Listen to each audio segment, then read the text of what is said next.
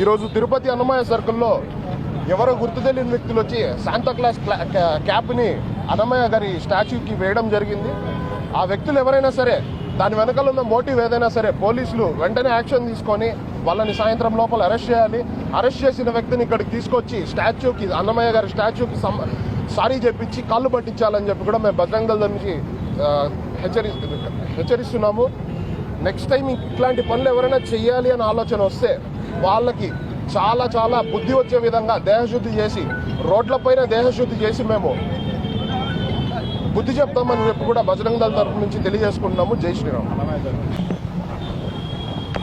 ఈ దినము ఉదయం మాకు రాబడిన సమాచారం ప్రకారము అన్నమయ్య సర్కిల్లో జంక్షన్లో అన్నమయ్య స్టాచ్యూ మీద శాంతోన్ కప్ పెట్టారని చెప్పి సమాచారం రాగా ఈస్ట్ ఎస్ఐ, యూనివర్సిటీ ఎస్ఐ, మా సిబ్బంది అంతా ఇమీడియట్గా రష్ కావడం జరిగింది.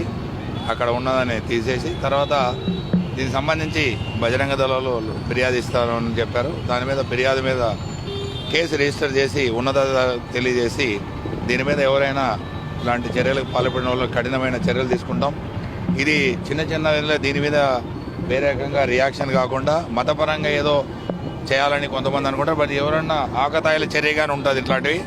అది వేరే వేరే ఉద్దేశంతో తీసుకోకుండా పోలీసులు దీని మీద కఠిన చర్య తీసుకుంటారని చెప్పి అన్ని రిలీజియన్స్, అన్ని మతాలకు సంబంధించిన వాళ్ళు గమనించి తిరుపతిని సేఫ్ సిటీ, సెక్యూర్ సిటీగా ఉండాలంటే అన్ని మతాల వారు, అన్ని కులాల వారు జాగ్రత్తగా ఉండాలని, ఇట్లాంటి చర్యలకు ఎవరు ప్రేరేపితం కాకుండా ప్రశాంత జీవనం గడపాలని పోలీస్ డిపార్ట్మెంట్ ద్వారా తెలియజేసుకుంటాను. అట్లాగే మన తిరుపతి ఎస్పీ సుబ్బరాయుడు సార్ ఆధ్వర్యంలో నేను తప్పకుండా ఇది డిటెక్ట్ చేసి వాని మీద చట్టపరంగా చర్యలు తీసుకుంటాం. అవన్నీ పరిశీలిస్తాం. ఇప్పుడే మన నోటీస్కి వచ్చింది. మేము టెక్నికల్ ఎవిడెన్స్ ఏమేమి చేయాలో అవన్నీ చేసి ఖచ్చితంగా ముద్దాయిని పట్టుకుంటాం.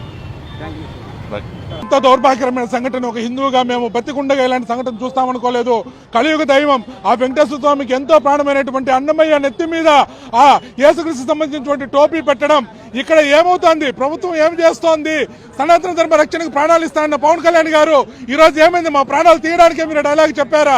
ఏంటి ఈ బాధ? బిఆర్ నాయుడు గారు, మీరు తిరుమల ద్వారా కానీ ఇక దేనికన్నా మీరు వస్తారంటే మీరు సహించము, నా ధర్మం కోసమే నేను ప్రాణాలు ఇస్తాను, నా సొంత డబ్బులతోనే నేను పనిచేస్తానన్నారు.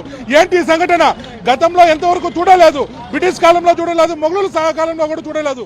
ఇంకా దౌర్భాగ్యకరమైన సంఘటన ఏమంటే తిరుపతిలో ఏ కూడల్లో కూడా సీసీ కెమెరాలు పనిచేయడం లేదు.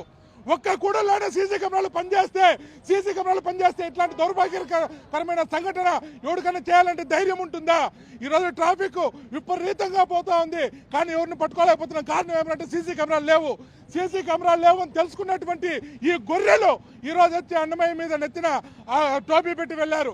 ఇది ఎంతవరకు సమంజసం? ఏం జరుగుతోంది ఇక్కడ? ధర్మరక్షణకై తిరుమలకే ఈ మాత్రం, తిరుపతిలోనే ఈ మాత్రం దొల్లతనం కనపడుతూ ఉంటే మిగతా ప్రాంతాల్లో ఏంటి పరిస్థితి? అయ్యా కుటుంబ ప్రభుత్వాన్ని వేడుకుంటున్నా, మీరు ఏ రోజైతే ధర్మం అన్నారో ఆ రోజు నుంచి మా మీద దాడులు ఎక్కువ పెరుగుతున్నాయి. మీరు ధర్మ రక్షణకై ముందుకు వస్తున్నారా, లేకపోతే ధర్మాన్ని నాశనం చేయమని తీవ్రవాదులకు, మతాల మొదలకు మీరు హిట్ ఇస్తున్నారా? అర్థం కావడం లేదు. దయచేసి హిందువులు ఇంకైనా మేలుకోవాలి. మీరు ఒక్కటి కాకపోతే రేపు సాక్షాత్ వెంకటేశ్వర స్వామి నెత్తిన ఇలాంటి టోపీ పెట్టే అవకాశం ఉంది. ఒక్కటవ్వండి. మన విముఖుల కోసం, మన ప్రాణాల కోసం మనమే పోరాడాలి. ఇంకెవరు రారని మిమ్మల్ని ప్రాధాన్యపడుతున్నారు.